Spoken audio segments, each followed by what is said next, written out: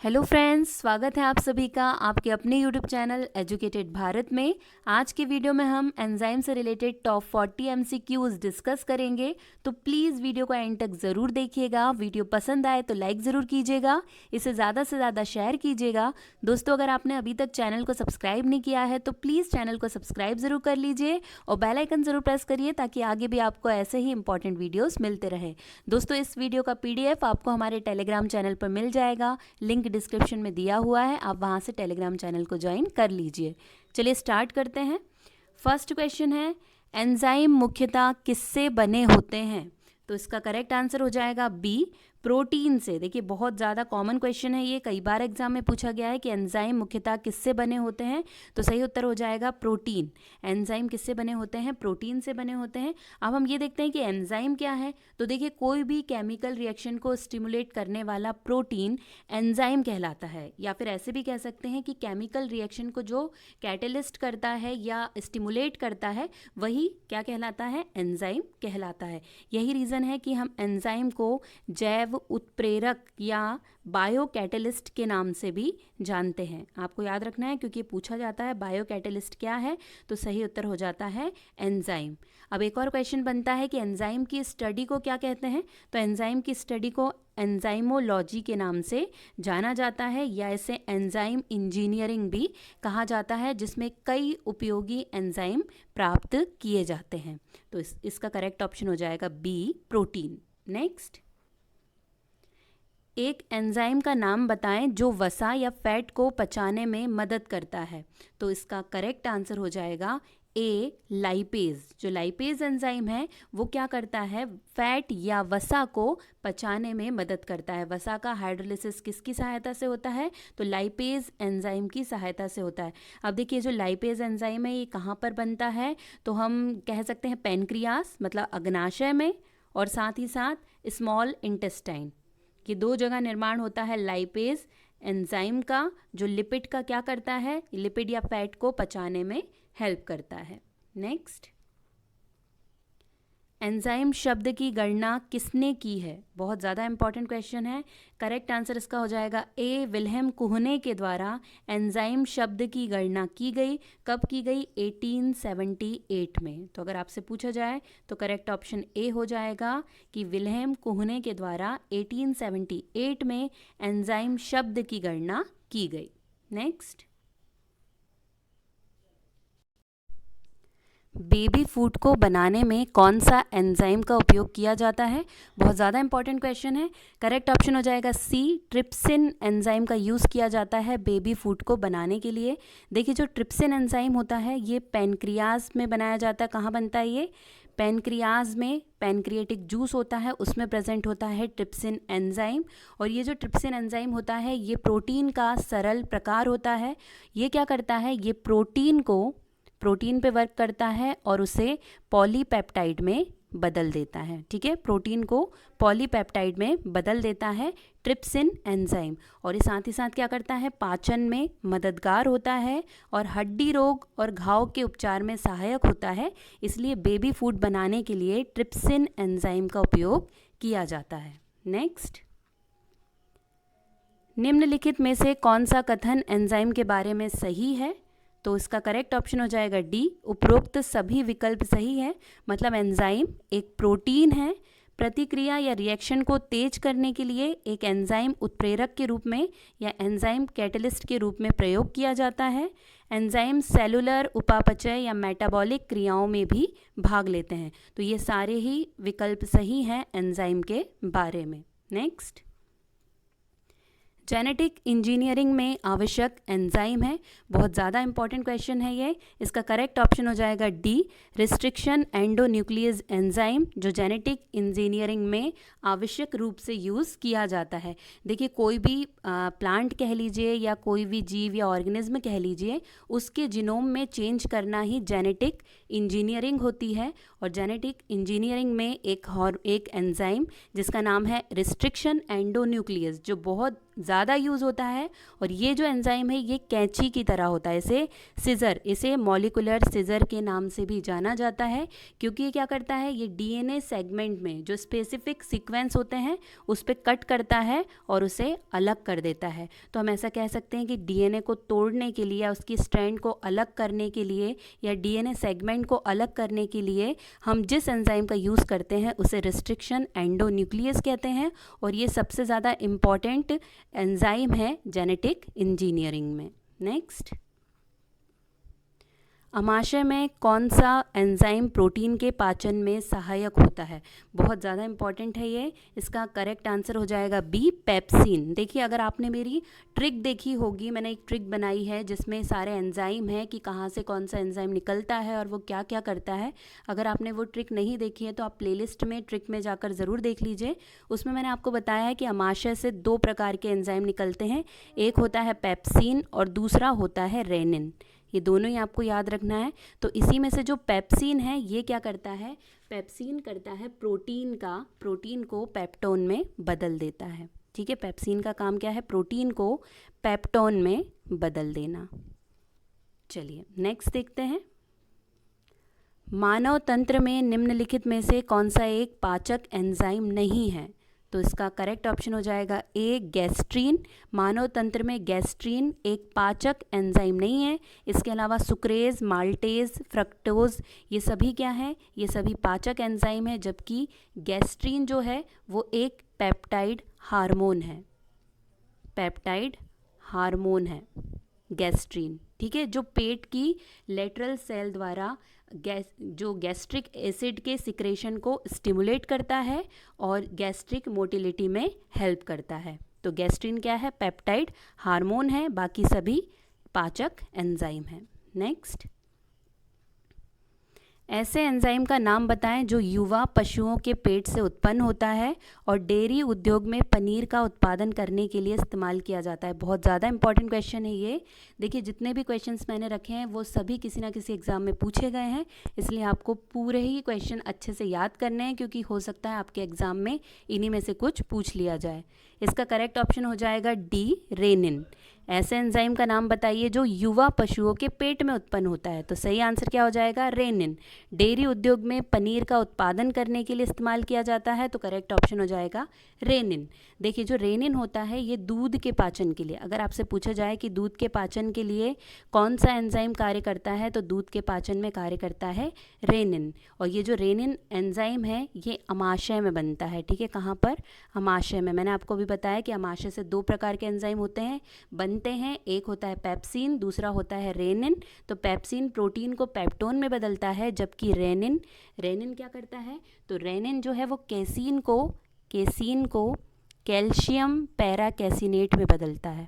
Calcium para कैसिनेट में बदलता है, ये आपको याद रखना है। रेनिन केसीन को कैल्शियम पैराकेसिनेट में बदलता है। देखिए, जो रेनिन एंजाइम है इसके बारे में आपको और थोड़ा बता देती हूँ कि ये जन्म से 3 साल तक की उम्र में ही सिक्रेट होता है, उसके बाद ये सिक्रेशन इसका बंद हो जाता है।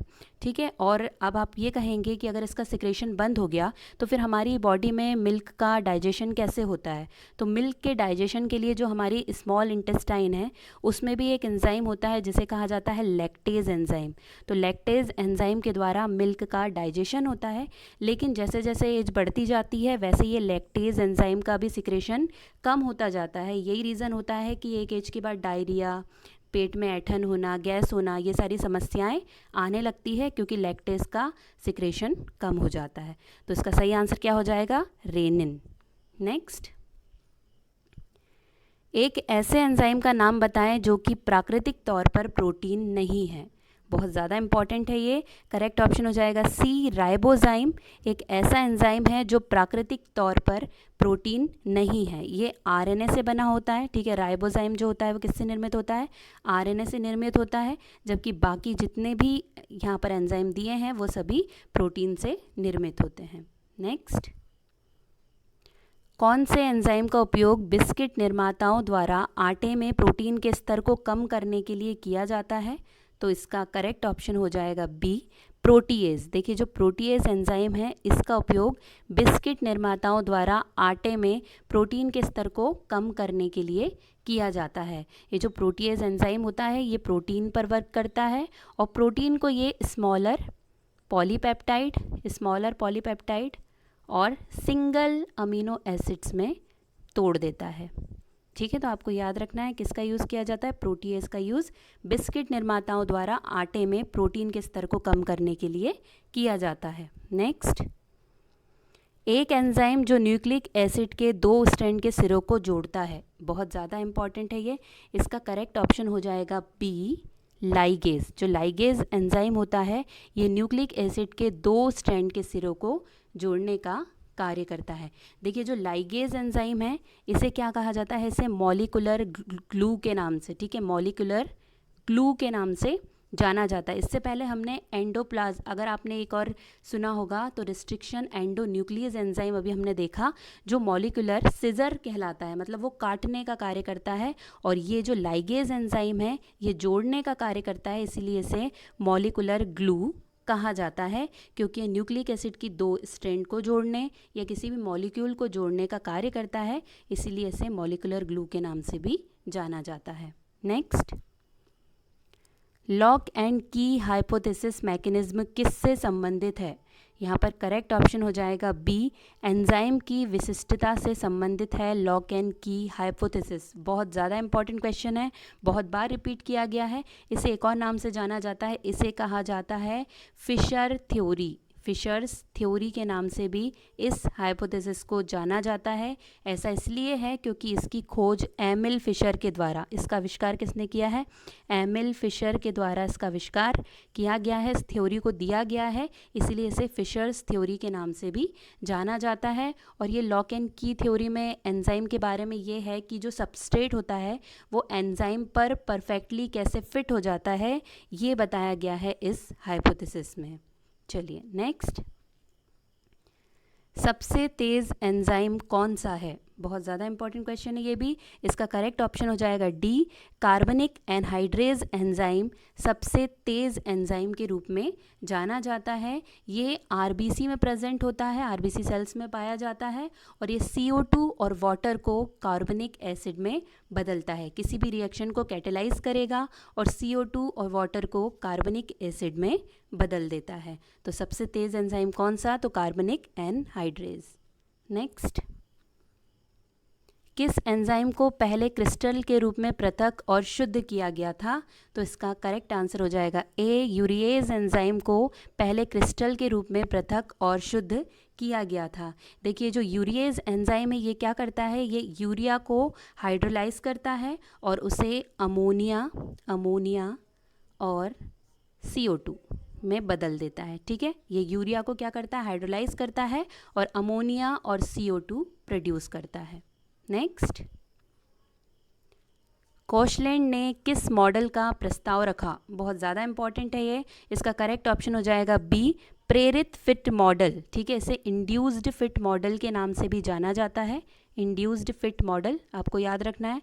कोशलैंड के द्वारा, इनका पूरा नाम डैनियल कोशलैंड है, इनके द्वारा 1958 में एक मॉडल दिया गया था जिसे इंड्यूस्ड फिट मॉडल कहा जाता है। ये मॉडल एंजाइम सबस्ट्रेट इंटरेक्शन पर बेस्ड है। नेक्स्ट, मानव शरीर में एंजाइमी गतिविधियों के लिए इष्टतम तापमान या ऑप्टिमम टेम्परेचर है, तो इसका करेक्ट ऑप्शन हो जाएगा ए, 37 डिग्री सेल्सियस। देखिए मानव शरीर में जो एंजाइमी गतिविधियाँ होती हैं उसके लिए टेम्परेचर बहुत ज़्यादा इंपॉर्टेंट फैक्टर होता है, क्योंकि जो एंजाइम की प्रतिक्रिया है वो जो एंजाइम की गति है वो टेम्परेचर पर डिपेंड करती है। जैसे ही टेम्परेचर बढ़ जाता है वैसे ही एंजाइम की प्रतिक्रिया या एंजाइम की जो गति है वो भी क्या हो जाती है, बढ़ जाती है। और निश्चित तापमान पर ये तेज़ी से घटती है, इसीलिए इसके लिए जो तापमान रखा गया है वो 35 से लेकर 40 डिग्री सेल्सियस। तो मानव शरीर में एंजाइमी गतिविधियों के लिए अगर इष्टतम तापमान पूछा जाए तो यहाँ पर 37 डिग्री सेल्सियस आएगा, क्योंकि 35 से 40 के बीच में ये ऑप्टिमम टेम्परेचर होता है। नेक्स्ट, पेप्सिन का इष्टतम या ऑप्टिमम पीएच मान है, ये भी बहुत ज़्यादा इंपॉर्टेंट है। तो इसका करेक्ट ऑप्शन हो जाएगा ए 1.4 पीएच। ठीक है, 1.4 पीएच पेप्सिन का जो आमाशय में बनता है, मैंने आपको बताया प्रोटीन को पेप्टोन में बदल देता है। इसका अगर आपसे पूछा जाए कि पीएच ऑप्टिमम पीएच कितना होता है तो 1.4 करेक्ट ऑप्शन हो जाएगा। नेक्स्ट, आमतौर पर एक एंजाइम का कार्य है, करेक्ट ऑप्शन हो जाएगा ए संक्रियण ऊर्जा को कम करना। आमतौर पर एक एंजाइम का कार्य होता है। ये संक्रियण ऊर्जा या एक्टिवेशन एनर्जी क्या होती है? देखिए, कोई भी केमिकल रिएक्शन है उसको स्टार्ट करने के लिए जिस मिनिमम एनर्जी की आवश्यकता होती है उसे ही क्या कहा जाता है? संक्रियण ऊर्जा कहा जाता है। और एंजाइम का मुख्य कार्य होता है इसी संक्रियण ऊर्जा को कम करना। नेक्स्ट, निम्नलिखित में से कौन एपो एंजाइम और कोफैक्टर के संयोजन से निर्मित होता है? तो इसका करेक्ट ऑप्शन हो जाएगा ए होलो एंजाइम, जो एपो एंजाइम और कोफैक्टर के संयोजन से, मतलब इनके जुड़ने से इसका निर्माण होता है। तो करेक्ट ऑप्शन हो जाएगा ए होलो एंजाइम। नेक्स्ट, डायस्टेज किसके पाचन में भाग लेता है?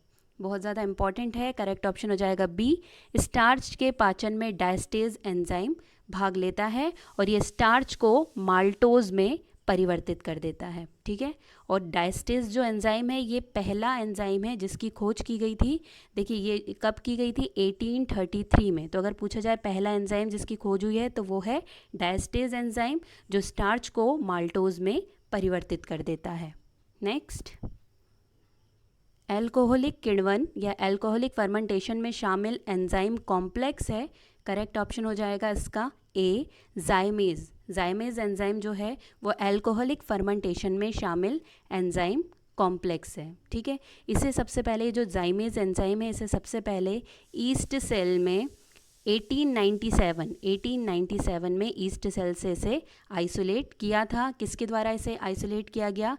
तो बकनर नामक साइंटिस्ट के द्वारा जाइमेज एंजाइम को 1897 में ईस्ट सेल से अलग किया गया था। नेक्स्ट, जाइमोजेन है, ये बहुत ज़्यादा इंपॉर्टेंट है। तो इसका करेक्ट ऑप्शन हो जाएगा सी एंजाइम प्रिकर्सर। जाइमोजेन को हम कैसे जानते हैं? तो ये एक एंजाइम प्रिकर्सर के रूप में जाना जाता है। इसे प्रो एंजाइम भी कहते हैं, आपको याद रखना है, इसे प्रो एंजाइम भी कहते हैं और ये एक एंजाइम प्रिकर्सर है। नेक्स्ट,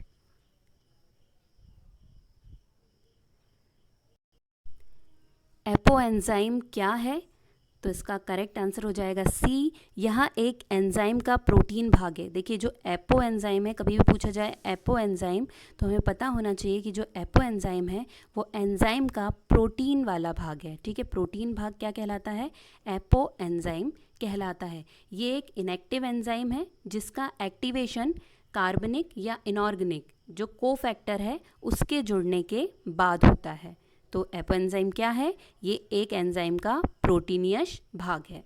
नेक्स्ट, एंजाइम के बहुलक हैं, ये बहुत ही कॉमन क्वेश्चन है, बहुत इजी है लेकिन बार बार रिपीट होता है। करेक्ट आंसर हो जाएगा बी अमीनो एसिड्स। ठीक है, अमीनो एसिड्स की चेन जुड़कर ही एंजाइम का निर्माण करती है। तो एंजाइम के बहुलक क्या हुए? Amino acids.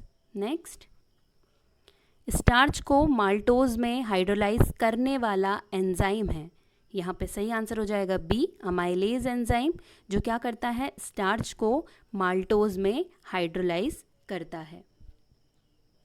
नेक्स्ट, अग्नाशय द्वारा स्त्रावित एंजाइम का नाम बताइए। तो यहाँ पे करेक्ट ऑप्शन हो जाएगा सी ट्रिप्सिन। देखिए, मैंने आपको बताया जो अग्नाशय या पैनक्रियाज से निकलने वाले एंजाइम हैं उन्हें हम याद करते हैं ट्री एमालाई। ट्री एमालाई से हम पैनक्रियाज से निकलने वाले एंजाइम को याद करते हैं।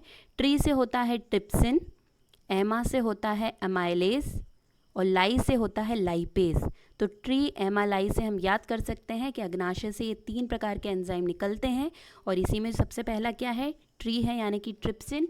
और यही ट्रिप्सिन एंजाइम क्या करता है? प्रोटीन को पॉलीपेप्टाइड में चेंज कर देता है। तो यहाँ पे करेक्ट ऑप्शन क्या हो जाएगा? सी ट्रिप्सिन।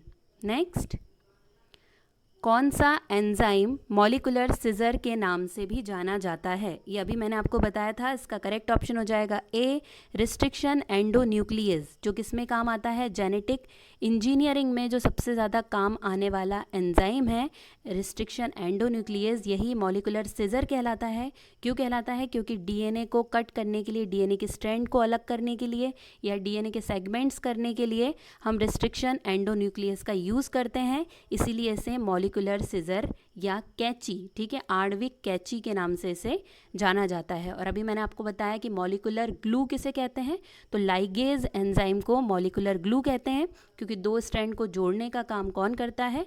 वो करता है लाइगेज एंजाइम। यहाँ पर करेक्ट आंसर क्या है? Restriction endonuclease. नेक्स्ट, कौन सा एंजाइम इलेक्ट्रॉन ट्रांसफ़र में मदद करता है? बहुत ज़्यादा इंपॉर्टेंट क्वेश्चन है, बहुत बार पूछा गया है। करेक्ट ऑप्शन यहाँ पर हो जाएगा A, cytochrome. Cytochrome enzyme electron transfer में हेल्प करता है। देखिए, साइटोक्रोम रेडॉक्स एक्टिव प्रोटीन है। क्या है? रेडॉक्स एक्टिव प्रोटीन है, जिसमें एक हीम होता है। ये जो हीम है इसमें Fe एटम होता है। क्या पाया जाता है? Fe एटम होता है, जो एक कोफैक्टर के रूप में कार्य करता है। किसके रूप में? कोफैक्टर के रूप में कार्य करता है, और ये इलेक्ट्रॉन ट्रांसफ़र में मदद करता है। तो अगर आपसे कभी पूछा जाए कि कौन सा एंजाइम है जो इलेक्ट्रॉन ट्रांसफ़र में हेल्प करता है, सही आंसर क्या हो जाएगा? साइटोक्रोम। नेक्स्ट, एंजाइम अनुपस्थित होता है, तो इसका करेक्ट आंसर हो जाएगा बी, विषाणु या वायरसेस में एंजाइम नहीं पाया जाता है। जो वायरस होते हैं वो असेलुलर होते हैं, अकोशिकीय होते हैं, इसलिए इनमें एंजाइम उपस्थित नहीं होता है। ये बहुत ज़्यादा इंपॉर्टेंट क्वेश्चन है और कन्फ्यूज़न भी क्रिएट करता है, इसलिए आप इसे अच्छे से याद रख लीजिए कि एंजाइम अनुपस्थित होता है किस में, तो सही आंसर हो जाएगा बी, विषाणु में। नेक्स्ट, निम्न में से किसे बायोलॉजिकल मिडल मैन कहते हैं? ये भी बहुत ज़्यादा इंपॉर्टेंट क्वेश्चन है। करेक्ट ऑप्शन इसका हो जाएगा सी, एंजाइम को बायोलॉजिकल मिडल मैन कहा जाता है। देखिए, एंजाइम क्या है, मैंने आपको बताया, ये बायो कैटलिस्ट होते हैं या जैव उत्प्रेरक होते हैं, जो अपने आप में कोई भी चेंज नहीं करते। ये ऐसे कैटलिस्ट होते हैं जो अपने आप में कोई भी चेंज नहीं करते हैं और अपने आप में बिना चेंज किए रिएक्शन की एक्टिवेशन एनर्जी को कम करके केमिकल रिएक्शन को गति देते हैं। इनके इसी नेचर के कारण इसे बायोलॉजिकल मिडल मैन कहा जाता है। ये बहुत ज़्यादा इंपॉर्टेंट है, ऐसे टर्म बहुत पूछे जाते हैं, तो आपको इसको याद रखना है। नेक्स्ट, सबसे पहले एंजाइम को खोजा गया, किस में खोजा गया? तो यहाँ पर इसका करेक्ट ऑप्शन हो जाएगा ए, ईस्ट में सबसे पहले एंजाइम को खोजा गया। ये कई बार पूछा गया है, इसे अच्छे तरीके से याद रखना है। नेक्स्ट, ग्लूकोज को एथाइल अल्कोहल में कौन सा एंजाइम बदलता है? इसका करेक्ट ऑप्शन हो जाएगा बी, जाइमेज एंजाइम ग्लूकोज को एथाइल अल्कोहल में बदलता है। ठीक है, ये ज़्यादातर ये जो एंजाइम है ये इंडस्ट्रियल एरिया में यूज़ किया जाता है। ऐसा भी पूछा जाता है कि इंडस्ट्रियल एरिया में यूज़ होने वाला एंजाइम कौन सा है, तो वो भी जाइमेज है, जो ग्लूकोज को एथाइल अल्कोहल में बदल देता है। नेक्स्ट, किस एंजाइम की उपस्थिति के कारण HIV अक्सर अपना आकार बदल लेता है? बहुत ज़्यादा इंपॉर्टेंट क्वेश्चन है। करेक्ट आंसर इसका हो जाएगा ए, रिवर्स ट्रांसक्रिप्टेज एंजाइम की प्रेजेंस के कारण HIV, मतलब जो HIV वायरस है जो एड्स करता है, वो वायरस क्या करता है, अपने आप का अपना आकार या अपना रूप बदल लेता है। किसके कारण? रिवर्स ट्रांसक्रिप्टेज एंजाइम के कारण। देखिए, ये जो एंजाइम है रिवर्स ट्रांसक्रिप्टेज, ये रेट्रोवायरस के RNA को DNA में बदलने में सक्षम है। ये क्या करता है? RNA को DNA में चेंज करने में सक्षम होता है। क्या कहते हैं इसे? Reverse transcriptase. नेक्स्ट, पौधों में एंजाइम उपस्थित होते हैं, तो इसका करेक्ट ऑप्शन हो जाएगा टी, सिर्फ पैरेनकाइमा में। प्लांट में अगर एंजाइम है तो वो कहाँ मिलेंगे? तो सिर्फ पैरेनकाइमा में। जो पैरेनकाइमा सेल होती है वो जाइलम फ्लोएम में पानी और पोषण, जो जितने भी पोषक तत्व हैं उसके परिवहन में या उसके ट्रांसपोर्ट में हेल्प करती है। ठीक है, इन्हीं पैरेनकाइमा सेल में क्या प्रेजेंट होते हैं? एंजाइम प्रेजेंट होते हैं। नेक्स्ट, किसे 1978 में एंजाइम पर कार्य करने के लिए नोबेल पुरस्कार से सम्मानित किया गया? तो इसका करेक्ट ऑप्शन हो जाएगा ए, W. आर्बर और D. नाथन्स। साथ ही साथ एक और साइंटिस्ट का नाम यहाँ पर आता है, हैमिल्टन O. स्मिथ। ये तीनों को ही 1978 में नोबेल पुरस्कार से सम्मानित किया गया था एंजाइम पर कार्य करने के लिए। इन्होंने रिस्ट्रिक्शन एंजाइम की खोज की थी और साथ ही साथ जो मॉलिक्यूलर जेनेटिक्स की जो परेशानी है उसके अनुप्रयोगों में बहुत कुछ इन्होंने उससे रिलेटेड बताया था, इसीलिए इन्हें क्या मिला था, 1978 में नोबेल प्राइज़ से सम्मानित किया गया था। नेक्स्ट, एंजाइम की सर्वाधिक संख्या पाई जाती है, तो यहाँ पे करेक्ट आंसर हो जाएगा सी, सर्वाहारी या ओमनीवोरस में एंजाइम की सर्वाधिक संख्या पाई जाती है।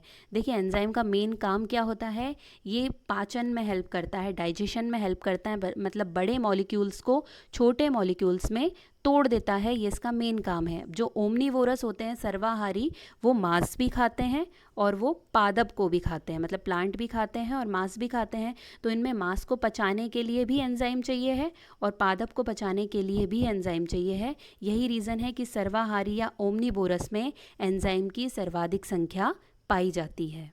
नेक्स्ट, आईयूबी सिस्टम के अनुसार एंजाइम की कितनी क्लास है, ये बहुत ज़्यादा पूछा जाने वाला क्वेश्चन है। करेक्ट आंसर यहाँ पर हो जाएगा बी, 6। आईयूबी सिस्टम के अनुसार एंजाइम की 6 क्लास है। अब ये 6 क्लास कौन सी है, तो सबसे पहली है हाइड्रोलेसिस, ठीक है, सबसे पहली कौन सी है, तो सबसे पहली है हाइड्रोलेसिस। सेकेंड है oxido reductase, oxido reductase. Third है लाइसेज। फोर्थ है ट्रांसफरेज। फिफ्थ है लाइगेज और लास्ट है जो सिक्स्थ है आइसोमरेज। तो ये आपको याद रखना है, hydrolase, oxido reductase, lyase, transferase, ligase और आइसोमरेज, ये 6 क्लास है आईयूबी सिस्टम के अनुसार एंजाइम्स की। नेक्स्ट, लाइपेज एंजाइम तोड़ता है, ये बहुत ज़्यादा इंपॉर्टेंट क्वेश्चन है। करेक्ट ऑप्शन हो जाएगा ए, एस्टर बॉन्ड को। लाइपेज एंजाइम एस्टर बॉन्ड को तोड़ता है, ठीक है। ये जो लिपिड में एस्टर बॉन्ड प्रेजेंट होते हैं उसे तोड़ने का काम करता है लाइपेज एंजाइम, और लिपिड को तोड़ के चेंज कर देता है अल्कोहल और फैटी एसिड में, फैटी एसिड में।